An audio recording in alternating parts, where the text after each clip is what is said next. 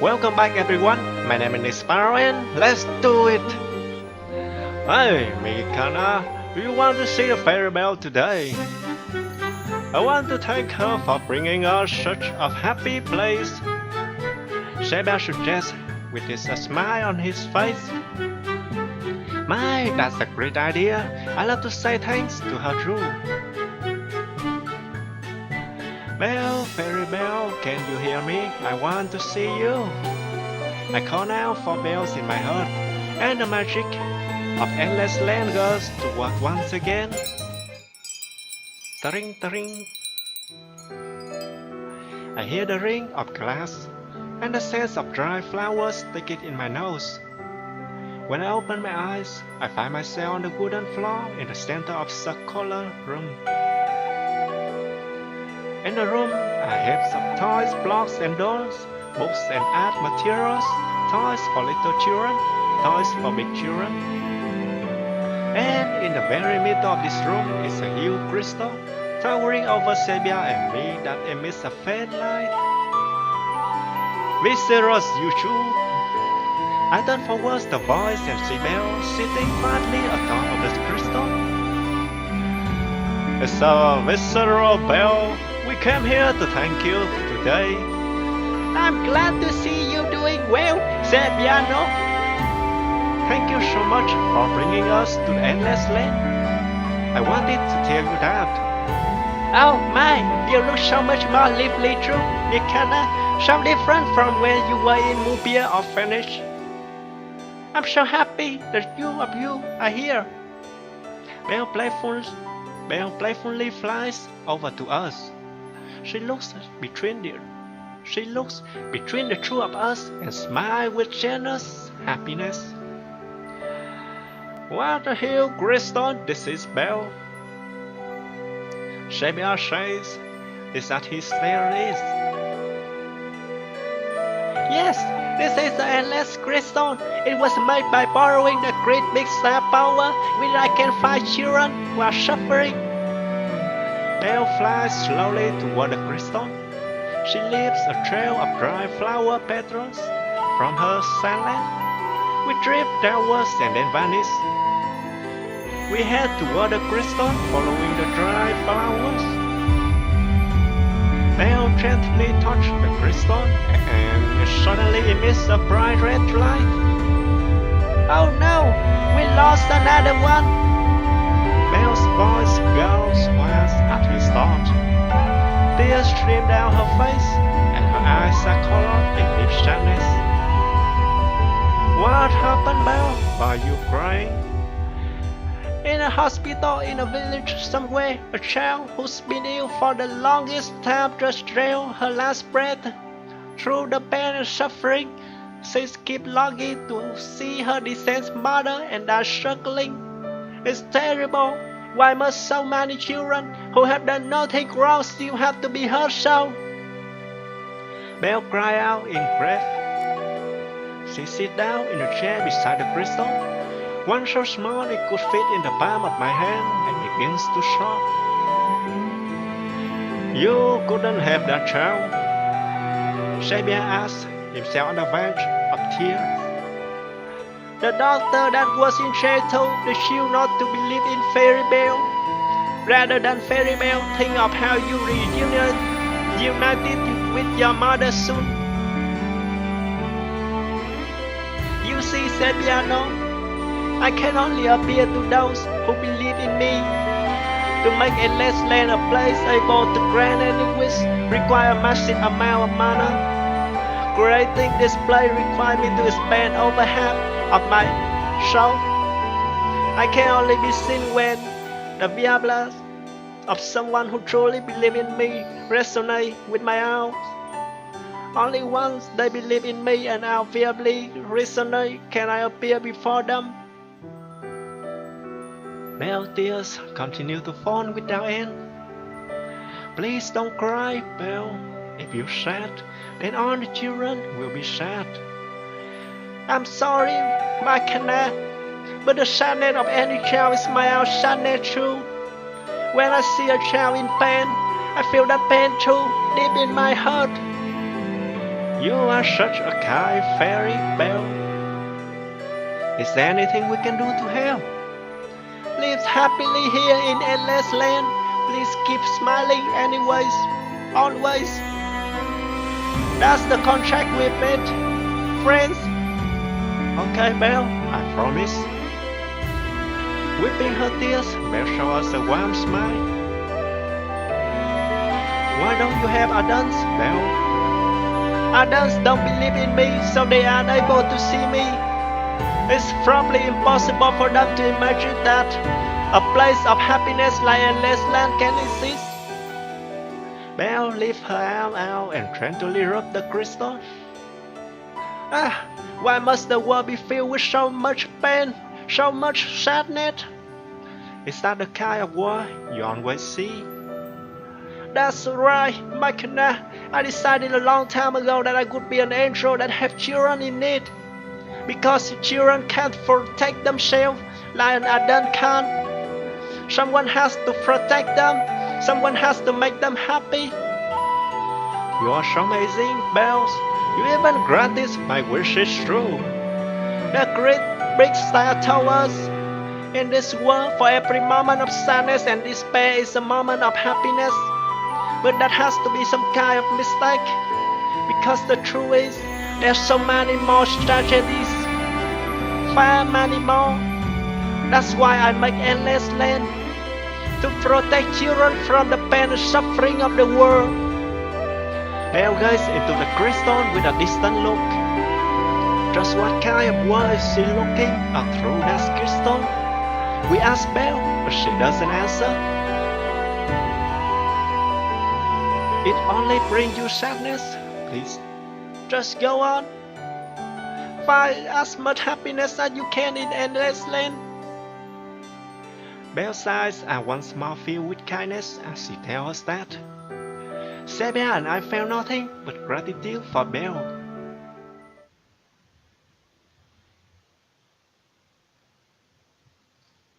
And to the next chapter. Where should we go today, Mhakna? Where would be nice? How much time has passed in there? A year? 10 years? 100 years? Endless land is bad with girl, warm light as always. You haven't been drawing lately, Sebia? Yeah, every day has been so fun I've totally forgotten to draw. There's so many more fun things to do here than just draw. I wonder why this is a little. I feel a little freckles thinking in my chest. What's wrong, Mhakna? You look upset. I don't know.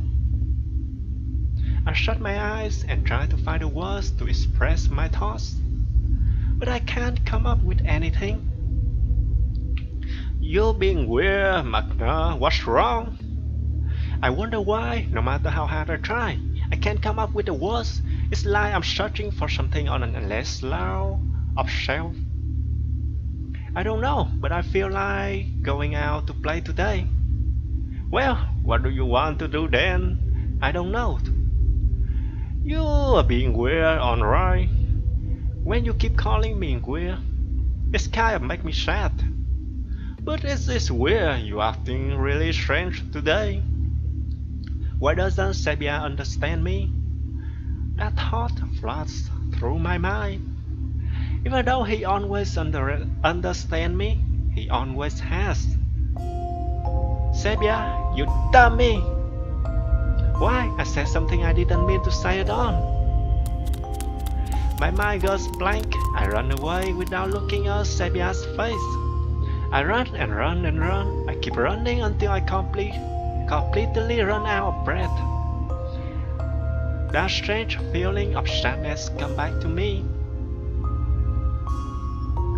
I want to just live today. So I wish and a shortcut appears for me. I'm sure this sadness is in my heart will be gone tomorrow. I'm sure of it. I wish for that ardently and fall deep into sleep.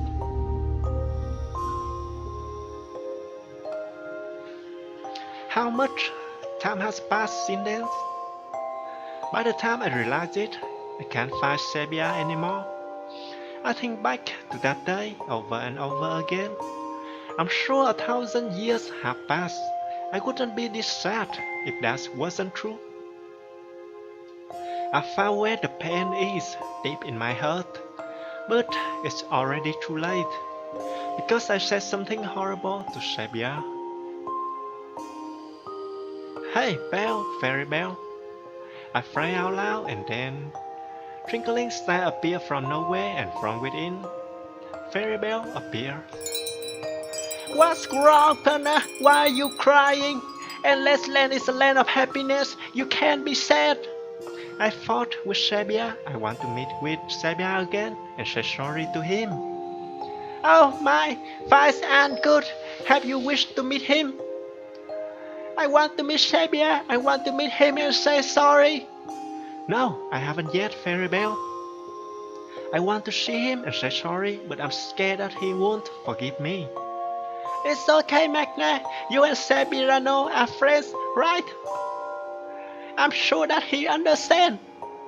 Just pray, wish for it, wish to see Sabirano again. If he's thinking the same thing, then I'm sure you can meet him again. Okay, Belle. I close my eyes again, speak out every ounce of courage I have, and wish as hard as I can. I'm sorry, Sabia. I want to see you again. I want to say sorry, and I want to play with you again every day. How much time passed after that? A year? 10 years? 100 years? After an eternity, a familiar voice breaks through the silence. Mhakna! Oh my! As I turn around, my beloved Sabia is standing right there.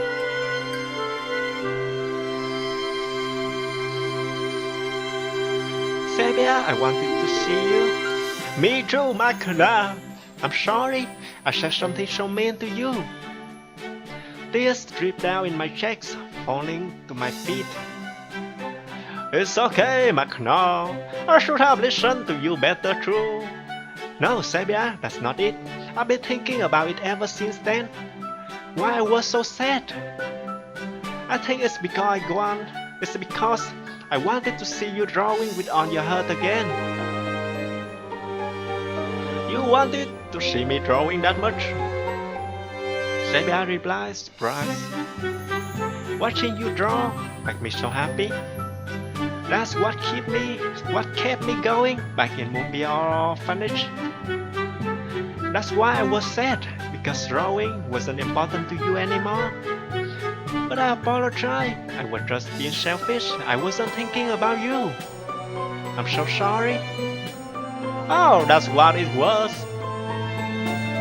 Sabia smiled gently. Don't worry, it's not that I don't like to draw anymore. I realized something true. I'm the happiest when I'm playing with you. When we were in Mobile Orphanage, I drew so I wouldn't feel lonely. But now, I don't have to draw just because I feel sad. I'm going to keep drawing what I want, so you can always be happy. Thanks, Sabia.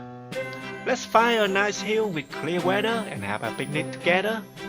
I'll draw something for you there. Then I'll find unshot flowers so you can draw them for me. Yeah, let's go, Mhakna.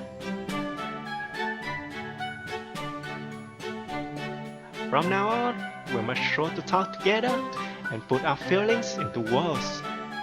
I don't even want to feel this sadness again. That day, I kept that vow deep into my head.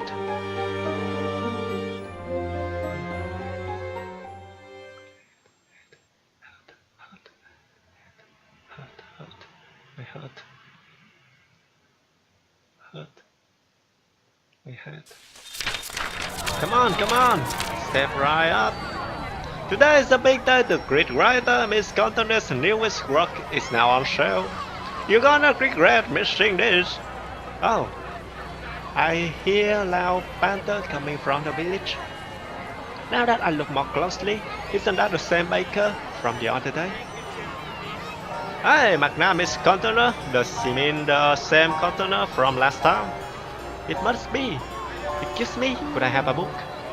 Sure, here you go. The books are printed a million copies. Of course, everyone in Endless Land already read it. Wow, did you hear that, Sepia? A million copies. I can't even imagine that many. The boy looking satisfied onto the tent further and continues. Your luck, Miss Cotton is holding an autograph session today. Why don't you go on inside and meet her? We nod and head toward the tent. As we head into the tent, the sense of blueberries sticking in my nose. The dark corridor is filled with aroma. Oh, the smell. Yeah, there's no mistaking it.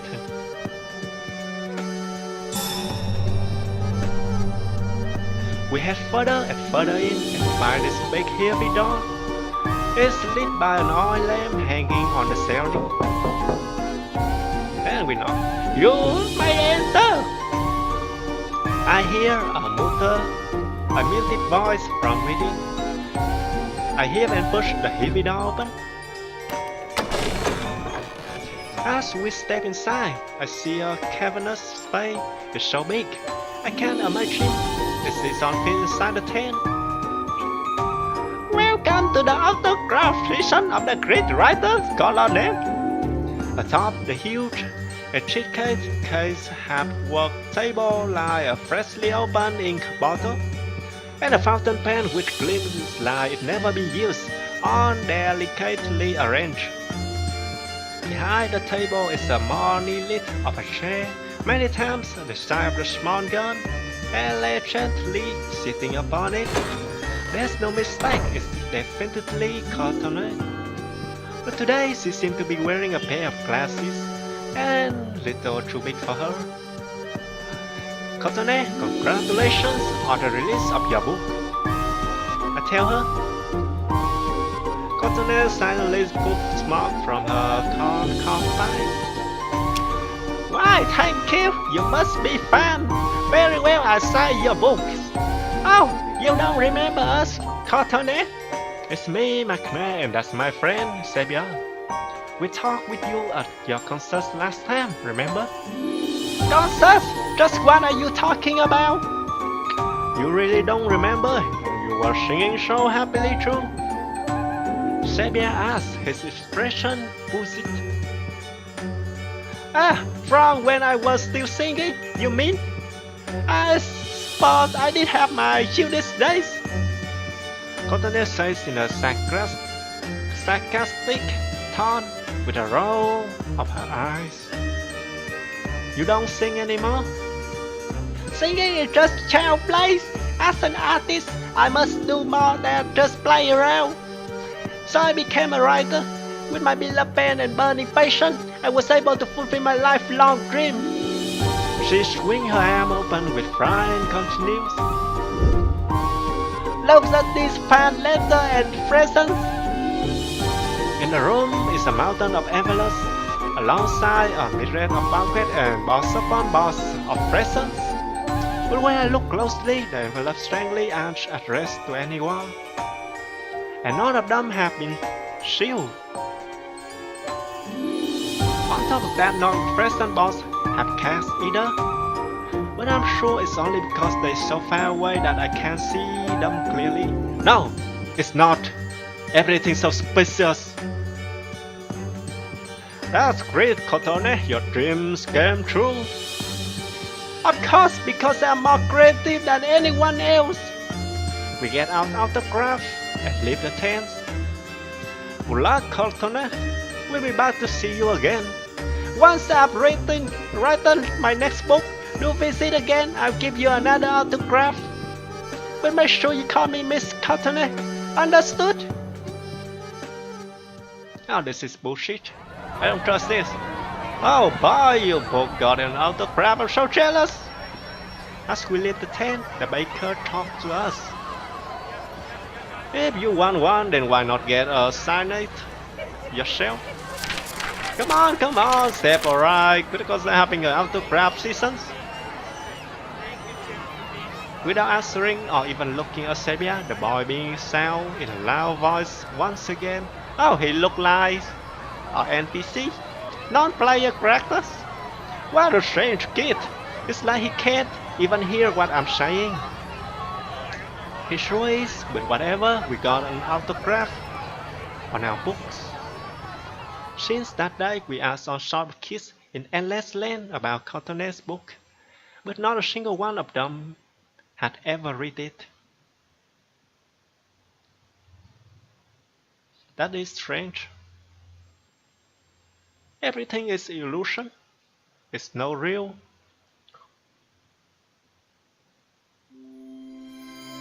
Chapter 11. It's been a while, so why don't we have something to eat?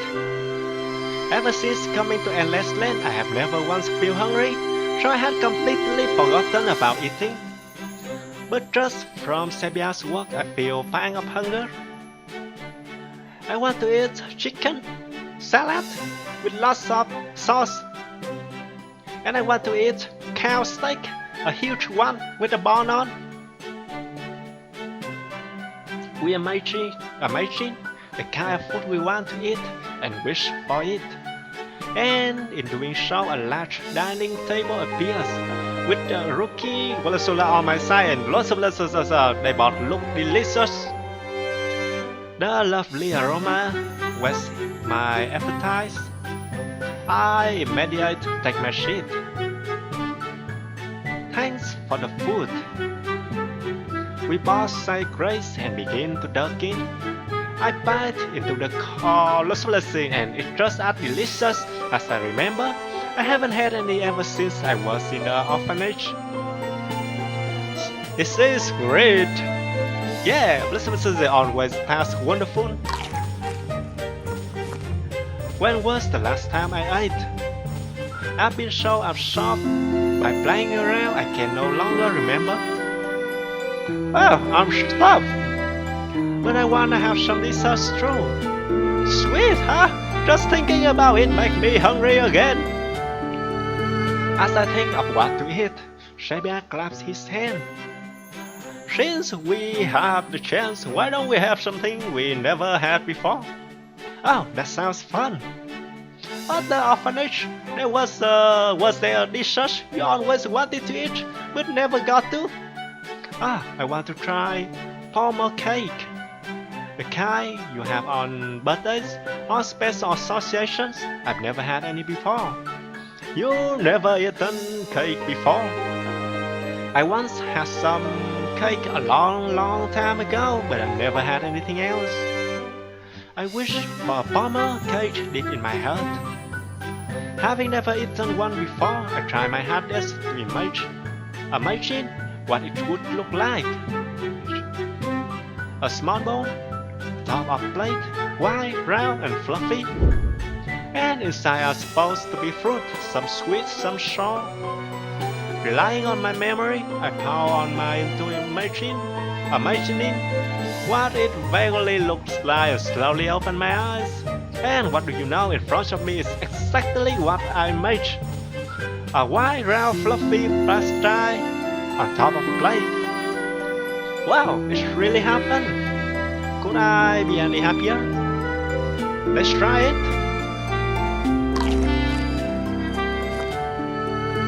How is this, Mhakna? I don't know why, but it tastes like mocha cake. That's true. That's weird, even though it looks this nice. The pomo cake we have tastes just like mocha cake down to the last bite.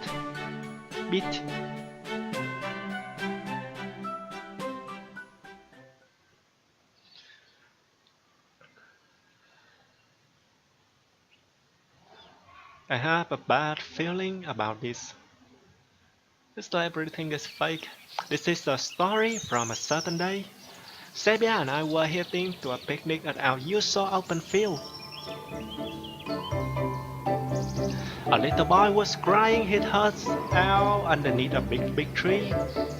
He seemed to be around our age, or maybe a little younger, and had on a coat a little too big for him.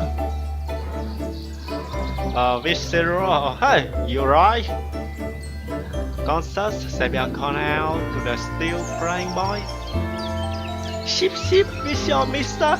My name is Mahaya. I'm looking for my big brother, Rojan. Are you lost? Well, I suppose you can get lost, even in endless land. Lost? I don't know what lost is, but Rojan disappeared. Hey, my son, have you tried making a wish? Wish to see your brother again. If you make a wish in endless land, then it come true. I did, but Rojan's nowhere at all. So he tells us as he hugs his knee once again. Oh, that's terrible. Hey, Mhakna, you want to take a look? Do you want to look for my brother? Yeah, maybe we can have. Mahaya, where did you last see him? I don't know. I don't know where to look.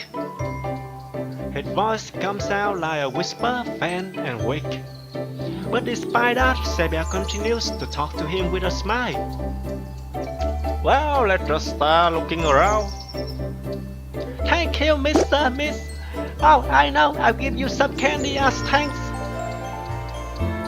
Maya brightened up, no longer in tears as he was before, perhaps thanks to Sabia. He takes out some candy from his pocket and gives it to us. Wow, thank you, Maya. This looks delicious. Thanks, I love candy too. Energized from our surprise snack, we began to travel around looking for Maya's brother, Rojan. Oh my god, these names are so hard to read, man. As Sabia suggestions, we first searched in the forest. We closed our eyes and wished to meet Rojan, when all of a sudden we hear a very loud noise. And it's the lumberjack. This sounds is the Grommy's forest. Why don't we ask him if he's seen Rojan? As always, the sound shaky. You're on the way to your head. Maya pulls his hood even lower over his eyes. Maybe the sound scared him. He skittered behind us to hide and asked us uneasily. Who are we meeting? Not someone scary. Oh, don't worry. Grom is interesting, it is our way, but he's a very nice person. Just how far did we walk? As we get closer and closer, the sounds get louder and louder. Past on the mist, we finally see a big familiar-looking shadow.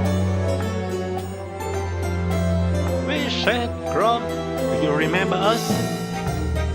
We said, Rose, Mr. Mhakna, Mr. Vesabia. Oh my fucking goddamn name, it's so hard to read. Oh, Grom is fixed his guy on Maya, who has shrunken behind me. Let me introduce you, this is Maya, our new friend we just met today. I hope you two get along. Maya is lost and he's looking for his older brother. I'm Grom, nice to meet you, Mr. Maya. I'm not really old enough to be called Mr. Maya replies timidly while remaining hidden behind us. I'm not scary, see? Here's some grilled mushroom. I hope we can be friends. Grilled mushroom? Grom's hand Maya some mushroom on a skewer. Suspiciously, Maya looks at the skewer and sniffs. Oh, you never eaten mushroom before? Unable to hide his curiosity, Sabia asks. I don't want this. I don't like the smell. I'd rather have candy or sweets, not this. Maya throws away the skewer he was given like it was nothing. Sweets? Candy? Romy is dismayed at how readily Maya threw the skewer away. On the other hand, his curiosity is spiked at Maya's mention of candy.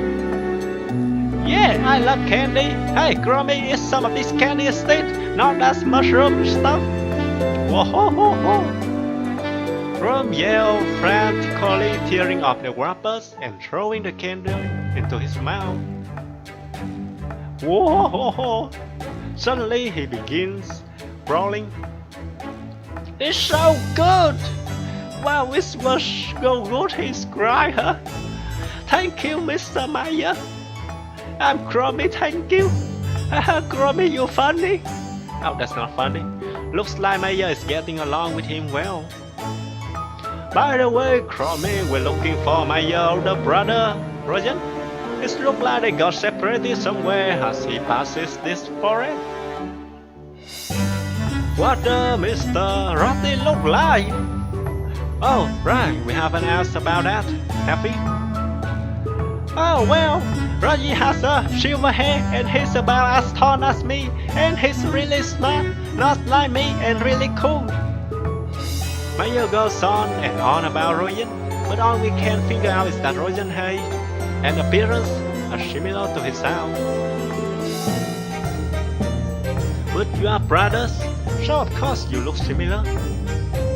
Well, yes, that's that. Let's go look around for anybody who looks like him.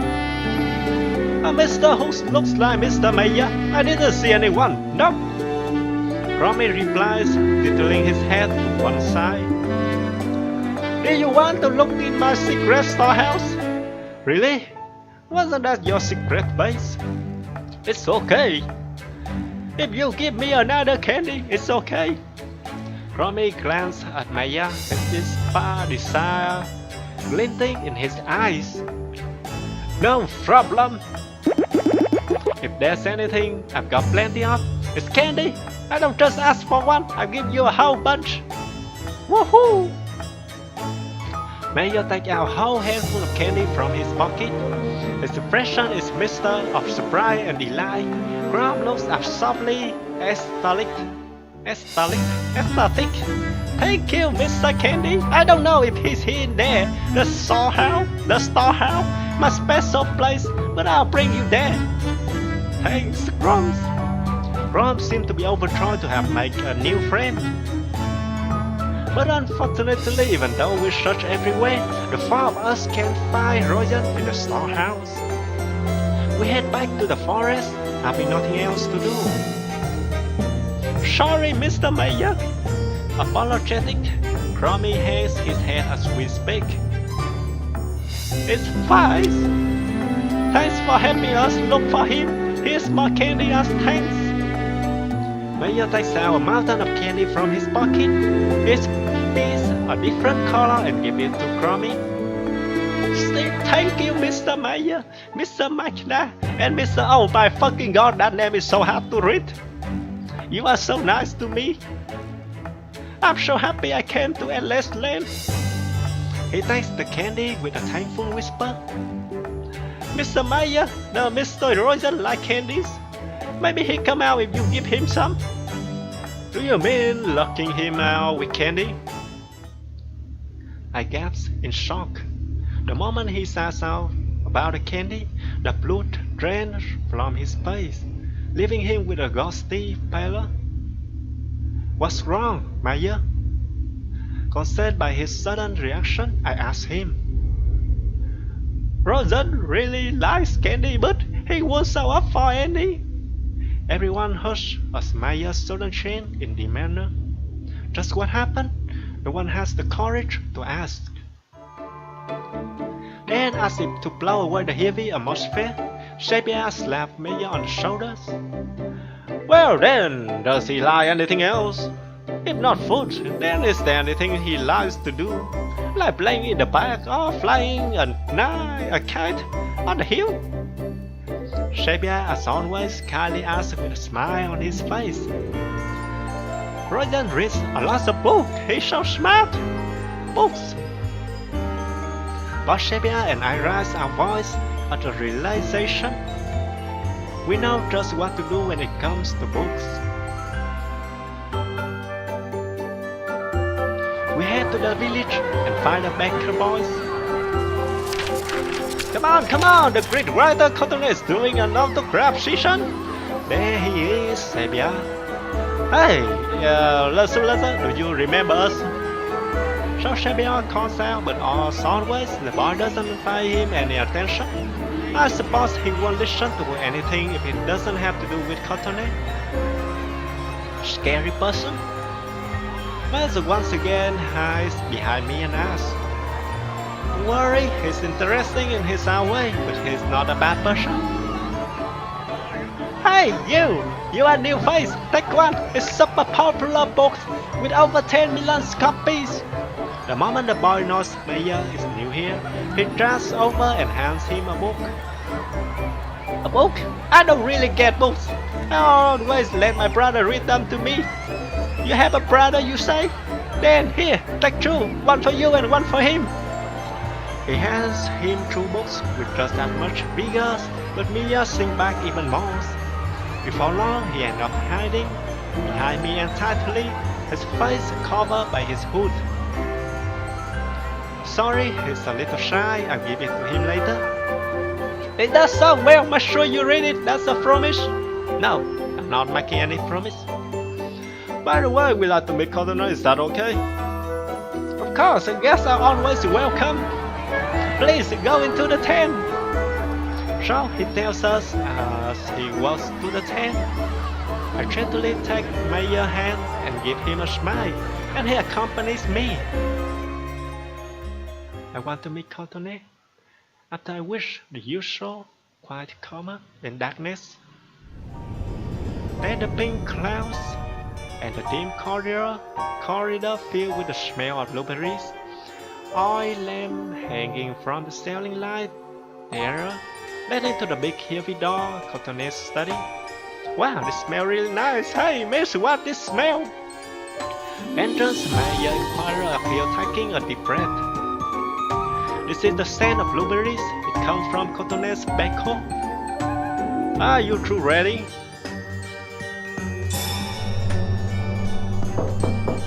Mia and I nod, prompting Seba to knock on the door. Yes, who is this? I'm busy writing.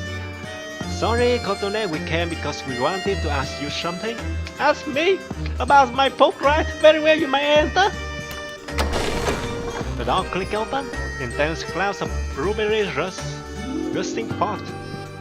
On the grand table sits the same ink bottle, looking as though it still haven't been touched, and a gleaming fountain pen.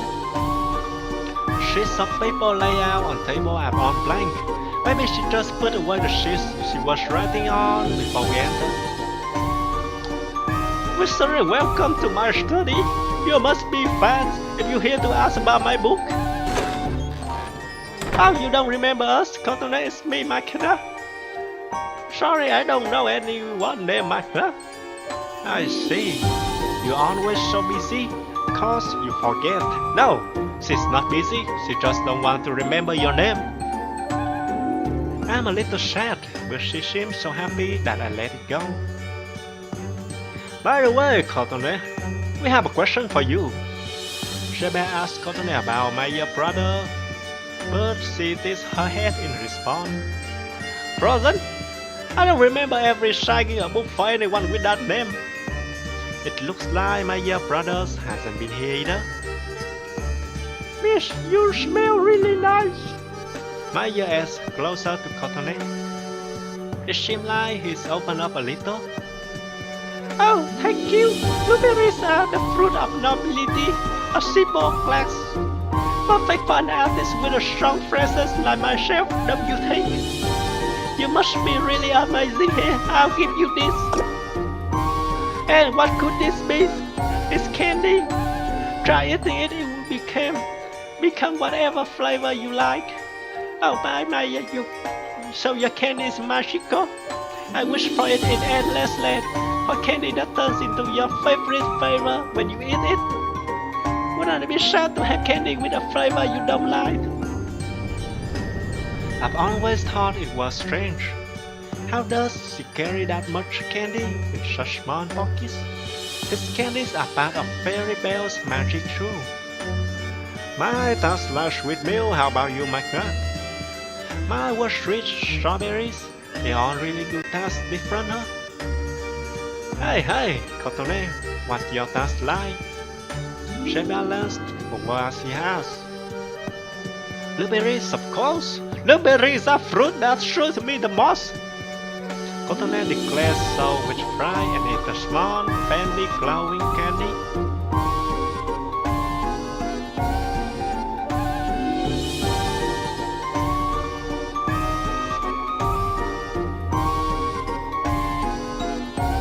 This flavor. She rolled the candy around in her mouth and her expression slowly freeze. Oh, what's wrong, Cotonet? It doesn't taste like anything. You don't have a taste what you like? Of course I do, there must be some mistake. Anyway, is that all? I don't have time to waste on things like candy. I must get back to writing my next book. Wow, miss, you can write books? That's so cool. Major gazed at Cotonet in admiration. Why, thank you. Why you like an autograph? Really, thank Miss Cotonet. What would you like me to sign? Please sign my coat so I can brag about it to anyone. After hearing his request, Cotonet is taken back for a moment. Very well. Here, come on. It looks like she'll do it for him. She swings her pen in the air and feel tap, and sign a last autograph onto Major Coast with a practiced familiarity. Wow, thank you! Hey, you're welcome. Come here anytime. Oh, and if you find your brother, come back. I'll sign something for him too. We give Cotton our thanks and leave her study. Afterwards, we return to the field where we met Maya. I'm much more tired than usual today. Maybe because we walked around too much. Whoa, I'm bit, Mhakna. It's strange. It feels so nostalgic. Rosen was nowhere. So Maya remarked sadly, his head hung low. I guess we have to look for him elsewhere. Hey, Maya, have you ever gone anywhere with Rosen together? A place with memories of you together? Memories of us together? Maya thinks hard, hemming and howling. We went to the beach a lot, the one past the wide bridge forest. The beach, we haven't gone there before. Alright then, let's go look for him here tomorrow. Really? You have me look for him tomorrow too? Of course, we're friends. Ready, right?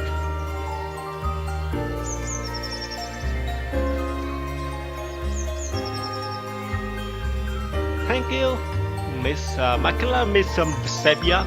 I'll see you again tomorrow, promise. Maya shakes our hands and we say goodbye and then disappear into a cloud of thoughts.